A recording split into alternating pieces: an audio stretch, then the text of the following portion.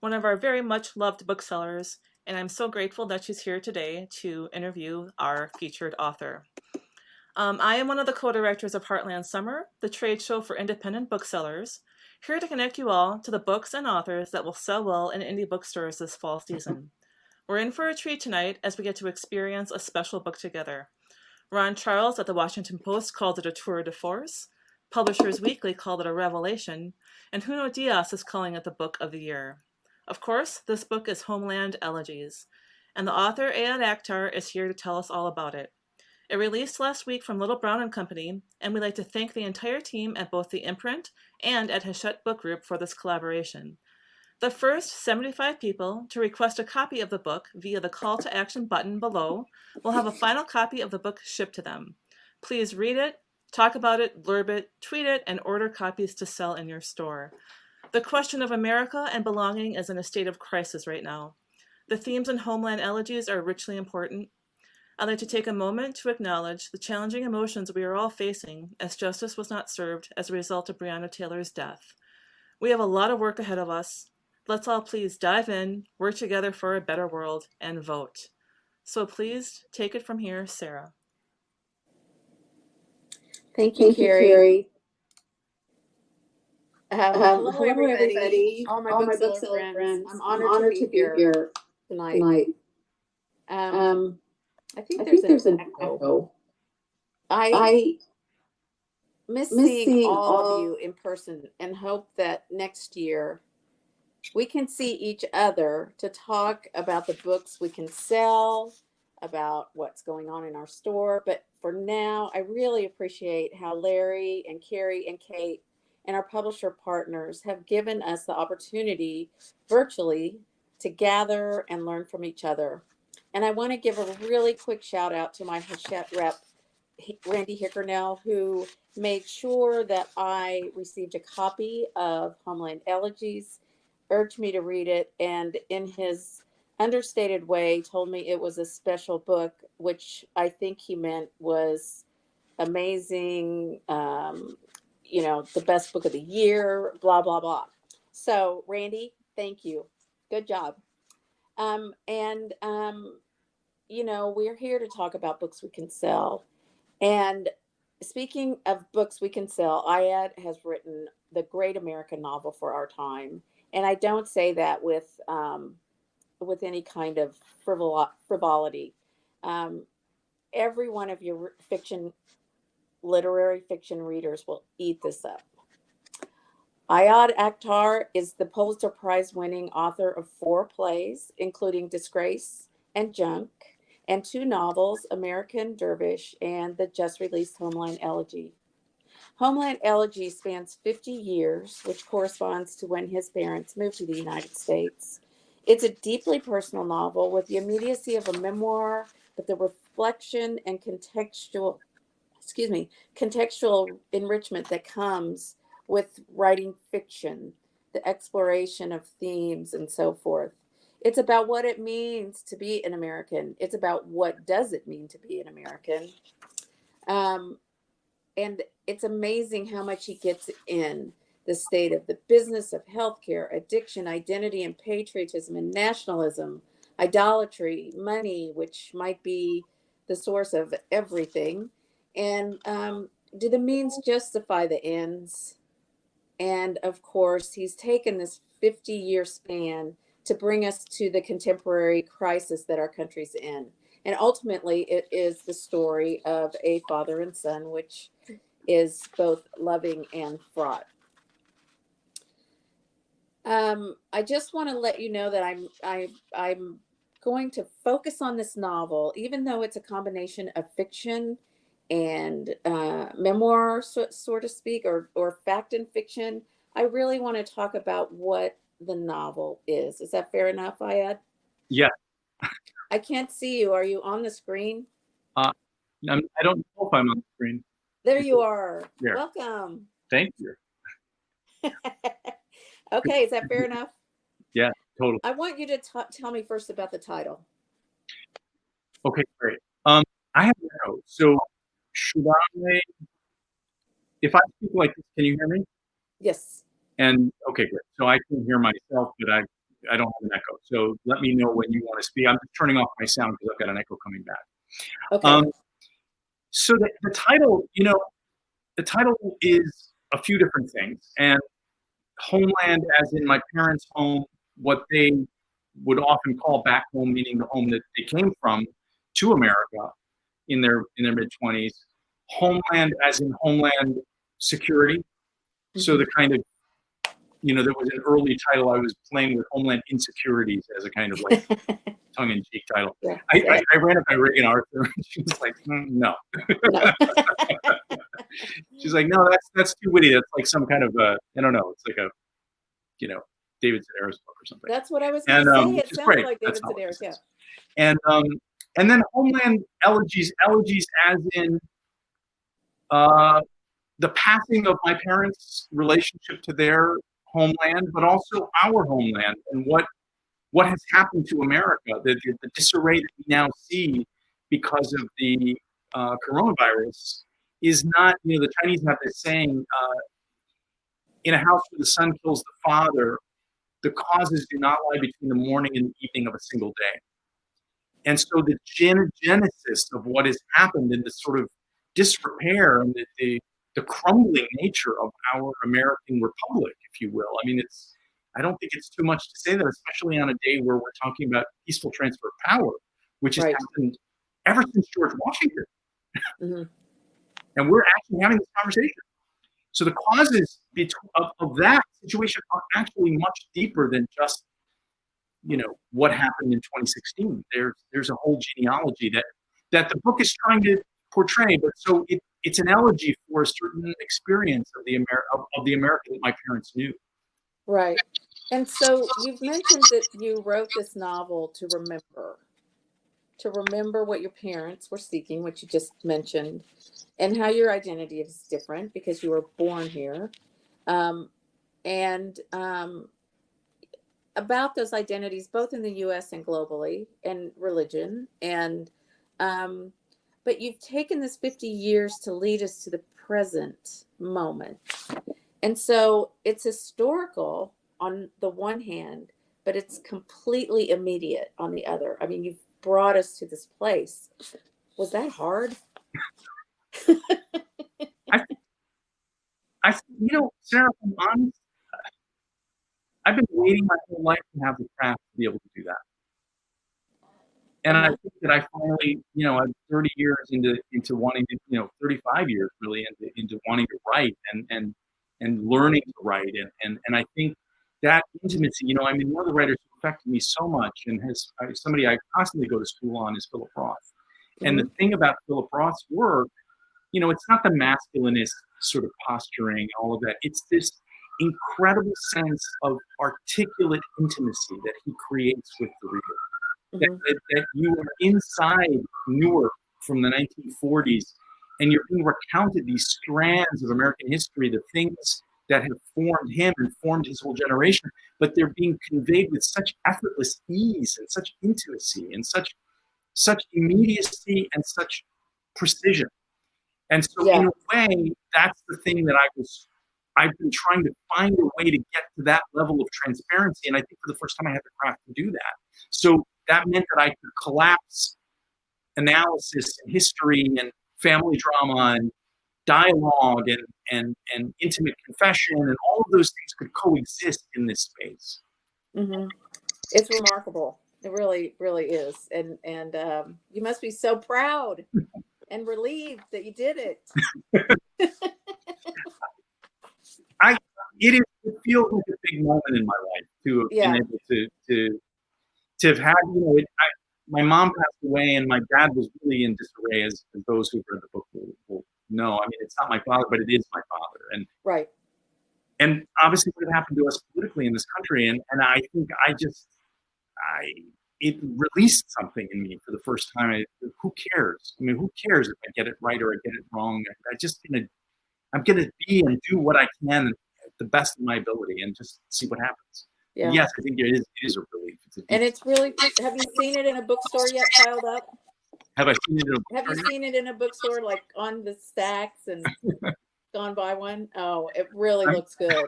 It looks good, and it does pop out because of the gold and the tree. I like the tree with the roots, and it's it looks really good. So I've been a little hesitant just because it's like I go in the bookstore and if I imagine if I see a stack, and I wonder, well, nobody's buying it. Oh, well, they've just restocked. Okay, they just now restocked. Okay, well, so I want to ask you about form a little bit. Yeah. And you start with an overture, and you end with a coda. And in each of those is your teacher, Mary Maroney, and references to Emerson and other literature. And especially in the first part, what is the American self? And I mean, we could spend this entire time unpacking that overture, but I wonder what were you accomplishing by including your teacher, or this character based on, I'm assuming, one of your teachers, an homage to her. What were you trying to accomplish with that? What was the, what I was curious. I wanted to convey the journey of coming into political consciousness and coming into an understanding and an awareness of what our contradictions are. Not to be overly critical and not to be overly the other thing, to overly idealize, but to understand what our country is, what is its legacy in the world, both in terms of its power and its ability to shape and influence the world. And it has been a force of good, and it's also been other things. And 9/11 is a really pivotal moment in our history when it comes to that. And I wanted to articulate something about a narrator who is young, wants to write, becomes a writer, doesn't understand the world, is trying to find father figures, if you will, throughout the course of the book to explain the world to him. And at the end of the day, it turns out that the person who's really like, in a way, the Virgil to both him and the reader is this teacher who appears on the first page. She's threaded throughout the book, and she appears at the end. And it's, in a way, it's an homage to Mary Capello, my professor in college, who she's substantially based on, not identical, but substantially based on. But it's also an homage to the great female mentors. I mean, all of my greatest teachers have been women. And I think that there's something about what they have seen about this country that maybe some of my very, very brilliant male mentors did not see. And so she stands in for all that. Her name, Mary Maroney, of course. Maroney is the name of the Mormon angel, Moroni.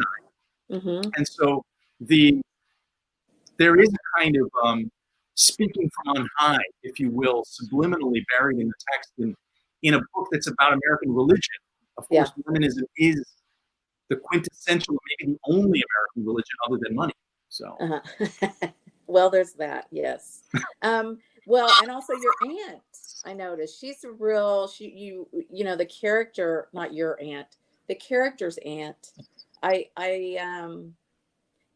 mean, these women are real strong, and they are sort of. They both tie into your intellect. Yeah. And your desire to be a writer in a way that's not judgmental. It pulls you along. That was great. I loved it. So I appreciate that. And then the father figure, on the other hand, is just, what is it? What is it to be an American? What is it to aspire to this materialism? And right. I mean, those contrasts are so great and so good, and you weave those mentalities so well.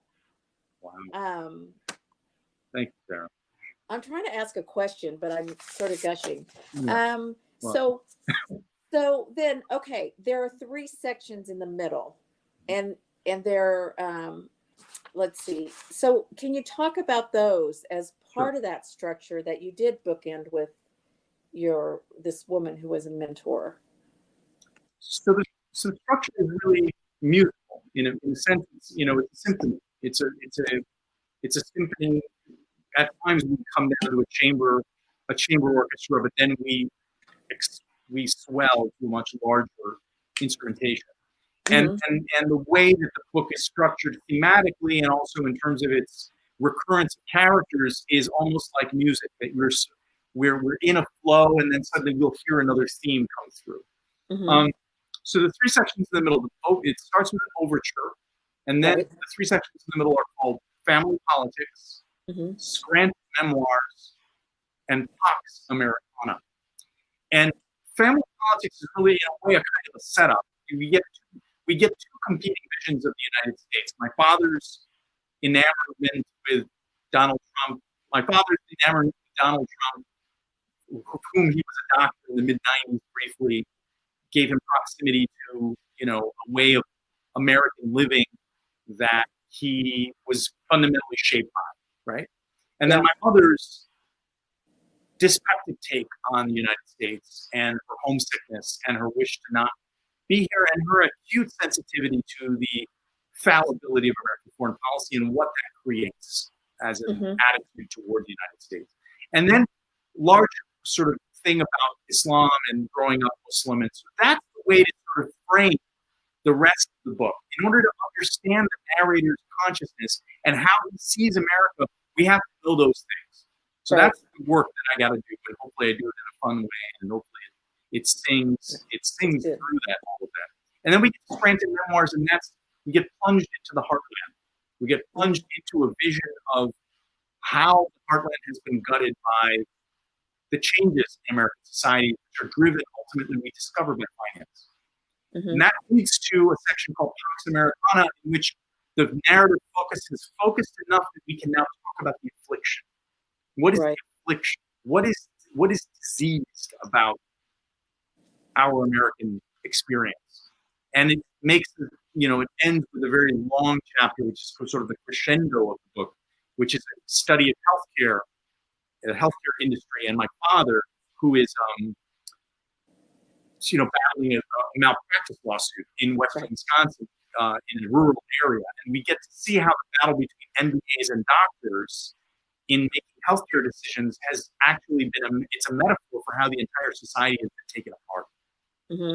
Well, and also it seems like with the money and the religion, and the religion leading to 9/11, and that really is a segue to my next question, and the healthcare system, and sometimes you lose the benevolence of the thing for something you're trying to achieve, that's seemingly going to get you somewhere or helps or something. Is this just a response to the seduction of the idea of America? I mean, I'm not sure what my question is. It's like everybody gets in over their heads. Right. And then it has to come back, or it kind of crumbles. And so, when I got to the healthcare part, I just thought, how much more can you get in this novel that is what is current right now? I mean, it was really amazing. So I guess, do the means justify the ends in a way through your characters in the novel? I think that's the fundamental theme of the book, Sarah. I think the fundamental theme of the book is, in a country where the individual's experience is first and foremost, where there is no coerced sacrifice. We don't have a draft anymore. We don't have to do anything for this country. Yeah. We expect that this country is going to make us what we want. We want this, we want that, we want to make money, we want to use a bathroom, whatever it is we want, we should be able to have it. But there's no discussion about what the sacrifice. What is it that we give up for us? Not for me, but for us. And so, in a way, the country that my father came into was a country that he came to in order to succeed and have opportunity. And sure, he gave back, but ultimately, wasn't he driven by a desire to make it himself? Yeah. And isn't that the deeper reason and the deeper logic that we are now taught, or that we've been taught, is what makes America great? What really makes America great? What made America great, post-war? there was this enormous sacrifice because of the Second World War that created this productivity that nobody had ever seen before. Yeah. That drove a kind of economic strength when married to a certain mythos began to shape the world in a certain way.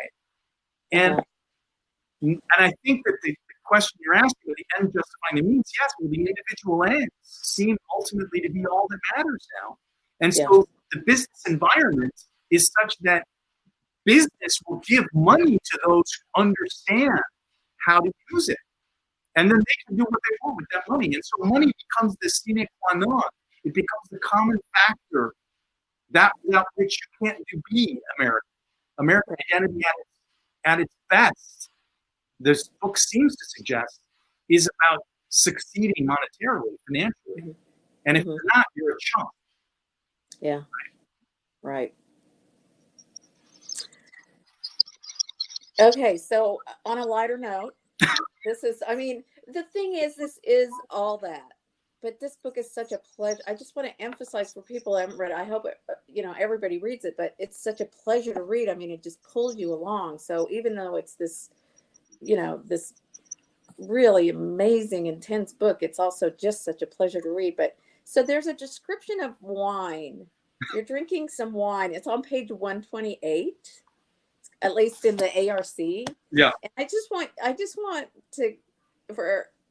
for you to hear you read that, and sure. I'm thinking that you have had that bottle of wine, and so maybe that's true, and so that's all we need to know when we hear this. Yeah, I'd love to read it, and then I'd love to talk to you a little bit about the pleasure part of it, because there's something interesting to say about it.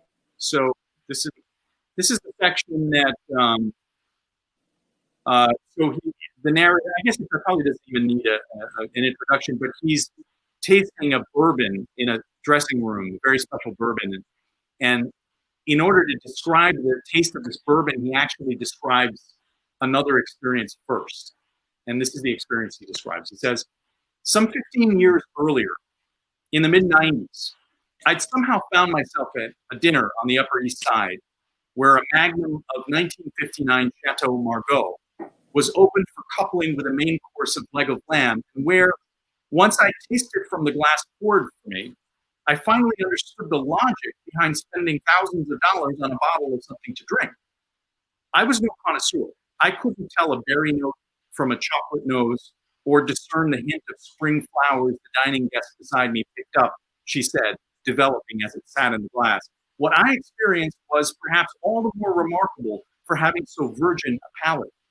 On my tongue, the wine disappeared almost magically into pure sensation, an absorbing congeries of rich and dusky hints, insinuations of bitterness tempered by the faintest echoes of something once sweet, now round and gathering, a developing flavor that revealed some ideal to which my every previous encounter with red wine appeared to have been pointing all along. And even more remarkable than this almost disincarnate sensation was the disincarnation itself, the effortless sublimation of liquid into pure savor, conveying me to the threshold of some essential idea of wine itself, a frictionless passage into the immaterial that felt, quite frankly, like something metaphysical. My encounter with that 59 Margaux was the only thing to which I could compare the taste of what Emily handed me. And then it goes on about the bourbon. So yeah, it's great. There's in the chat, everybody's talking about how they need a glass of wine. Yeah, right. Of that wine. So anyway, what did you want to talk about? So the thing about pleasure, I think I take pleasure very seriously. I think that it's something an artist really has to give the audience, the viewer, the reader. Horace, the Roman poet, talks about art as delight and instruction, and the delight is so important. And one of the things I wanted to do with this book is I wanted to find a way into the absorbing oblivion of social media and the way that we are constantly in this weird curation of our pleasure principle by looking at these pictures and seeing these images of lives that we want to have, and that there's this kind of constant dream, a mini dream factory we carry around with us in these devices. So I wanted to break into that feeling of absorption and pleasure page after page, that we keep having some kind of a return that keeps us engaged and keeps us feeling pleasure. So that's part of what you're referring to, at least formally. Right. And it's almost like, and your writing is so, I mean, I don't know. Well, you can almost read any paragraph and just enter into a world. I mean, you can just, I was doing that today because I thought, well, you know, I just was kind of trying to come up with a good question. And, you know, I noticed that I would read a paragraph and I'd be back into that world, and I really didn't need a setup. Right. Just with that glass of wine. I mean, you really, it's just this, you enter into a world all on every page and every paragraph. I just read this New Yorker profile of you by Alexandra Schwartz. And in it, she noted that you read a Shakespeare sonnet every day, every morning. Yeah. Do you have a favorite? Oh, so many. But I don't know them by number. Oh, okay. Well, maybe. I work through them. You know, the reason I read Shakespeare every morning is because he does exactly what you're talking about, what you described about sort of immersion and that being inside the language. If I can crack in the morning, after a cup of coffee, obviously, if I can get inside the language, my mind starts to work with language differently. I mean, I notice there are mornings when I don't do it. I mean, I said that I do it every morning, and I tend to, but there's some mornings when I don't. And I will, if I write in my journal after not having done it, it's very clear. You can almost see it. The distinction between just having spent 20 minutes reading Shakespeare in the morning, and then just what naturally occurs to me at the level of language, the sharp turns, the immediate evocative connections, the plosives, the use of consonants, the cutting, the way that sentences will cut, you know. But if I haven't done that, then it's just very banal. Everything's like, oh, I don't feel so great, I'm very tired. Whereas if I have read Shakespeare, that even me saying that becomes interesting. Wow. Just what you just said was amazing. And it sort of ignites that in you. So, I mean, you're so well read, and you know, your education, you taught yourself French, you did all these things, and you read the classics to, you know, all the time. Do you read anything for just like fluff? I watch reality TV. Oh, you watch reality TV? Yeah. Do you watch Backyard Envy? Yes, I've seen Backyard Envy. Yeah. My fiance is a big fan of Backyard Envy also because we have some landscaping stuff we have to do. So she was discovering, she was feeling like I just didn't have a good sense of how to imagine outside. So when we started watching Backyard Envy, it was a lot easier to sort of, oh, you have a focal point here, and if you put some bushes, and then that creates a thing. So yes, I like Backyard Envy. I like HGTV in general, actually. I think a lot of those shows are a lot of fun. So, well, but no, for reading, I'm really much more. I don't know, much more like if I'm going to read, then I'm in the reading. And I read a lot of novels. I read a lot of nonfiction. I mean, I probably read 100 books a year, maybe more. Right. But no, for the most part, I don't read for the pleasure is a higher pleasure. It isn't the lower pleasure. The lower pleasures I let the reality TV. Well, you must have your mind must just be a sponge, so because you can access all that. So yeah, I pay attention when I'm reading. Yeah, and I remember Emerson talking about reading once that Emerson would never finish a book unless he needed to finish it. He wouldn't finish it because he felt that he had to finish it. And he would read as if his life depended on it, so that on every page, what wisdom he needed to extract from it, he would just take. It was his. And that kind of apprehension of the reading experience is something that, I mean, to me, reading is the great experience. It's like the great experience. I think it was Annie Tyler and my aunt. I give it to my aunt in the book, but I think Ann Tyler says a day spent reading may not be a great day, but a life spent reading is a wonderful life. Your teacher says that to you in the book. Yeah. I love that. Yeah. That is so true. I gave it to her. Yeah, but it came from Tyler. Yeah. Yeah. Or any day. I remember. Or was it your aunt who says it? Your aunt, my aunt, the aunt, not your aunt, but the character's aunt says that to the, I love that quote. So, I don't want to monopolize this, and there are some questions, but I do have another question. I have a couple more, and I want to ask you about, and then the introduction to your play Disgrace. There's a line that you say, plays are meant to be pored over, interrogated, dissected, obeyed. And this fluidity allows you to constantly tweak and fuss with, a production. So it never end. It can never, I mean, it might not ever end what form it goes through, but novels have to come to an end. And so I wonder, you finish the book. I wonder how you're finished. And then I love that, you leave the text to the reader then to absorb your message. And then that's where it doesn't ever end with the experience, just like you talked about, of reading. So how do you know how'd you know? Was it a struggle? Did you just figure it out, or you felt it, or? There were a few things. I mean, it's funny with this book, the creative experience was so unique. I had never had an experience like this where once I started writing the book, the sentences were just kind of pouring out of me. I mean, it was just like that sentence that I read to you about the Margot. It just poured out of me. Poured out of it, right? And section after section, I would write for 2 weeks, and then I would get exhausted, and then I would stop for 2 weeks, and then I would pick up again, and then I'd write for 3 weeks, and I'd stop for a week, and then I'd write for 2 weeks. And this went on for 11 months, and I kind of basically wrote the book in order. And then when I got to the end, it was clear that it was the end. And then what happened was very interesting. I remember talking to my editor, Judy Plain, about it. One day I got up, and the brain that had created the book was gone. Wow. I didn't know anymore. I could not have written another sentence like that. Like I didn't, whatever was happening up there just stopped. Wow.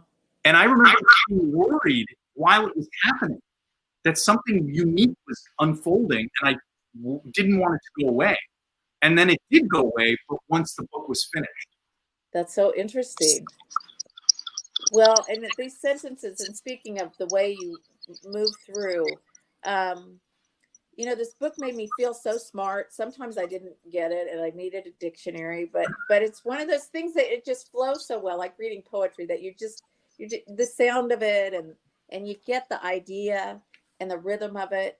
But well, the founder at one point in the book does say, simpler is better. Someday you're going to learn that, and there's a critique of the style of the book inside the book. But there's the character goes to Hollywood. He's got his play, and he goes to Hollywood to meet with this I think he went to college with him or something.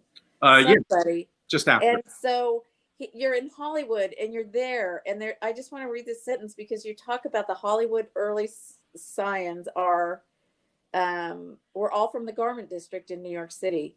And you say careers were the latest fabrics bought in bulk or by the yard, on which preformed narrative templates could be traced, cut, quickly discarded when the public tired of them. And then on the next page, you get to Brown versus Board of Education from this, and we're still in Hollywood, and we're still talking about Hollywood. And then on the page after that, you're into It's a Wonderful Life. And then on the page after that, it's Hillary Clinton in the 2016 election. And then finally to Ted Kennedy's attack on Robert Bork. In 4 pages, we go on that journey. It's so there's your erudition, like coming out into the book, just all this stuff that's in your head. I mean, and you just described how all this just came out. Is that what happened here? Yes, in a way it did. And I think, if on the one hand, one of the themes is one of the sort of moral themes of the book is the one that you articulated, which is ends versus the means and individual versus the collective, then I think one of the preoccupations of the book is the extent to which the self is created from the society. That the social construction of identity is really not, we have this fiction that it's me and I'm very unique. And no, when you live in a certain time, Plato has this wonderful metaphor of the city as a metaphor for the soul. And what happens in the city creates the soul. So what is the soul that we are creating now out of the city that we have become? And so I wanted to show those connections in the way in which, Bork or Antitrust or Hollywood and the fashion mentality of shaping narrative affects our self-image and shapes who we are and what we think. That's thematically is also one of the preoccupations of the book. So I think that kind of density that you're talking about, I had to have that kind of density to constantly be turning the prism to be able to see constantly from a new point of view from page to page, even while the through line of the experience is consistent. Right. It's so fun to read that. The way you just go around. I mean, honestly, it's just so fun because, it's going back through and it's just like, okay, which one do I pick? But I just remembered thinking about the garment district and these people tracing and cutting and then, dispensing. Well, there are a bunch of questions. And so I want to ask questions from people now. I guess I'll identify them because they're our bookseller friends. So Pam Gardo, if I'm saying her name right, says, you grew up in Wisconsin and readers in Wisconsin are so proud of you. And you are speaking to a group of people from the Midwest, booksellers. Can you talk about the role of Wisconsin in your novel and how it serves as a metaphor for American politics and culture today? Yeah. I think what's happened in the American Heartland is so key to what's happened to our country. And I think that, Wisconsin is an interesting case study in many ways if you sort of think about the microcosm of Wisconsin and the way in which Wisconsin embodies real polarities. It's the birth of the workers' rights movement, but it's also the birthplace of Joe McCarthy. And both things coexist in the Wisconsin experience. And what happened, the difference, the transformations I watched unfold in my time as a Wisconsinite from pre-Reagan to post-Scott Walker, and to see the shift, the civic shift in the society, and also the economic shift. Paper used to be a big business in Wisconsin. I mean, we made more paper in Wisconsin than anybody in the world. And sometime in the mid-aughts, it became cheaper to cut down the trees in Wisconsin, load them on containers, ship them to China, have the Chinese make it into paper, pulp it into paper, and then ship it back to Wisconsin so it could be sent out on trucks to be delivered. It was cheaper to do it that way than to make the paper in Wisconsin. And what that did to the industry, and that's a tool and die, furniture, every industry in America has suffered from this collapse. And there are reasons for that we can talk about. The Chinese government built 2 machines in China. Each of them is a mile long. And each machine can make more paper in a single day than the entire state of Wisconsin can make in a month. Right? So there are larger reasons for all this stuff, but at the end of the day, the changes have happened in the Heartland. And so what I wanted to do with the book was to portray a portrait of a state that I love so much, that I find so beautiful, that I feel very connected to, where the people are people I understand, and to show these historical shifts and to show how it affects people's individual lives, like the portrayal of healthcare and my father and the malpractice suit and the patient who dies who's under his care, all of that, the industry of healthcare shifting, resulting in this human dilemma.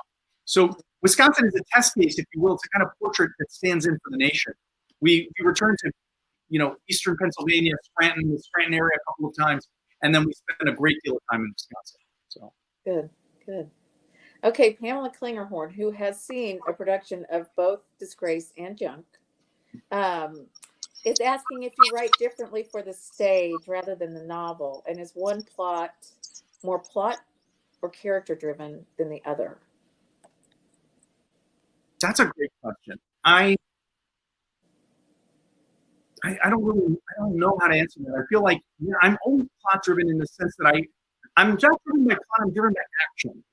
So for me, what action is, Aristotle has a great definition of action. I know it sounds pretentious to quote him, but he's got really the best definition of what action is. Action is that which, when it happens, makes something else necessary or probable.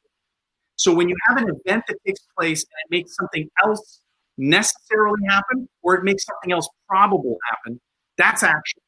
And so what I'm always looking for is I'm looking for the human actions or the societal actions that create chains of effects. And then those effects become causes, and those effects become causes.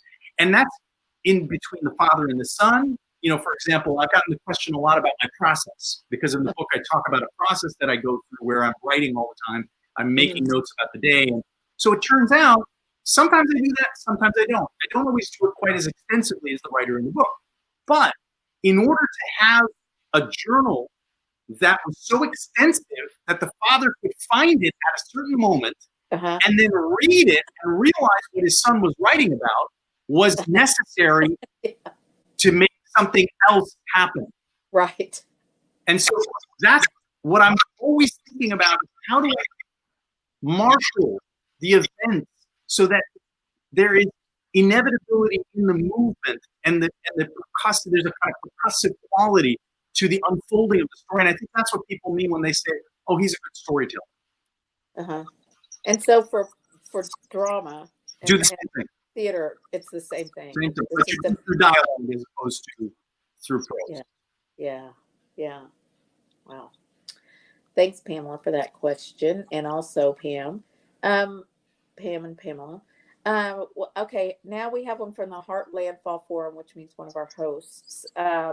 What do you personally do to manage the onslaught of sensationalism, doom, and drama in the news, and take care of yourself?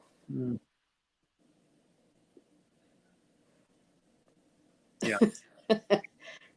It's hard on all of us. It's hard. And I don't know. I mean, I have a relationship that matters to me, and I'm taking care of my partner and making sure she's doing okay, you know, cooking and getting good walks in, but nothing can really keep it out. You know, it's what's become of us. And that's part of why I felt like I had to write the book, was because I could feel what it was doing to me. It was changing me in some way that I didn't like. Right. And I couldn't resist it. It was just happening. Right. If it's happening to all of us, then at least sing the dilemma. Right. Yeah. Okay, was Frank Capra trying to warn us? I really love the section on Pottersville. Yes. I think he was trying to warn us. You know, Frank Capra, I mean, that's one of the great works of American art. And it's so enduring for a reason. It really, Pottersville feels like a world we know, even though we don't want to know it. I feel like that's what I started to understand as I got older and I watched that movie again. Pottersville is a lot closer to our world than we realize in the movie. I know. Okay, here's one from Emily, and she says, is the format or content of your book inspired by any other book? It helps booksellers to know, you know, we like to say, if you like this, you're going to love this. Do you feel like you were inspired by any other book that sort of you tried to emulate or had in the back of your head, or what do you think? Yeah, I think, you know, I made an early stab at a book about 6 or 7 years ago that ultimately kind of ended up being this book, but it was in a very different form, and but the energy of it was, I think I wanted to do something, but I didn't have the craft yet to do it. And that was inspired by the late Phillip Roth trilogy, The Human Stain, I Married a Communist, and American Pastoral. Right. And I think that the desire to tell an immigrant tale that is the story of America writ large, with political implications and a deep excavation of the social genesis, the social forces that are creating conflict inside families, inside communities, that was my template. I don't know that that's a particularly sexy selling point for in a bookstore, but that's the thing that I think that's the work that I was trying to find a way toward, if I could. Right. I think it's hard of a book that I would say, if you liked this, you would love this. I mean, I think any literary fiction, especially, I'm going to have to think about that, because I just wanted people to trust me to say, this is my literary fiction readers that I recommend books to. I mean, I just think everybody should read this book. I mean, I wasn't saying lightly that it is the great American novel. I mean, it is so American and to the end,